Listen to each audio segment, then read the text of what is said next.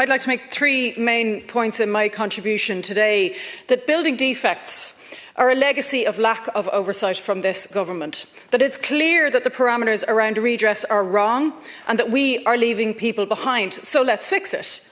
And finally, that the burden for fixing this problem has been placed until now on people who did not do anything wrong. Building defects are a legacy of a lack of oversight, and this legacy has crept into every aspect of people's lives. It is the wall that collapses, the dangerous fire escape you have to pray you never need.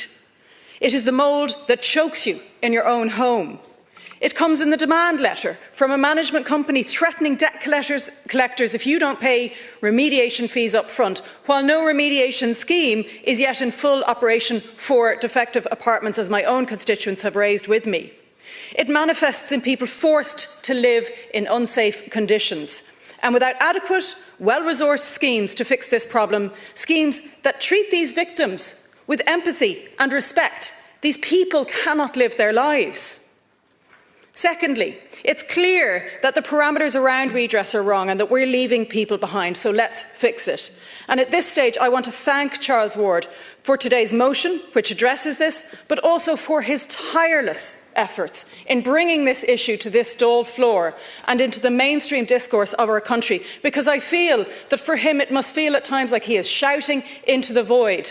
And I assure Deputy Ward that on behalf of the Social Democrats, we are proud to co-sign this motion, to give it our full support, and particularly in relation to this point, because it sets out how no family should be denied redress because they don't meet a superficial damage threshold when an engineer can attest that their home is structurally unsound, how nobody should wait for years in an unsafe home because of administrative delays, and how nobody should live in limbo, not knowing if and when they will get support, be it financial, mental or material.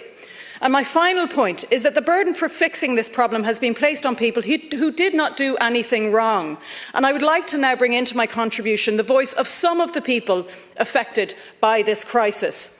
Áine Sperrin is a friend of mine, a former colleague, a Donegal woman and a human rights expert. And she says, and I quote, "The bureaucratic and logistical burden on people trying to navigate this scheme, the material load of sourcing alternative accommodation while trying to minimally disrupt children's lives is a huge stressor on parents who are also balancing work commitments to pay mortgages for soon-to-be piles of rubble.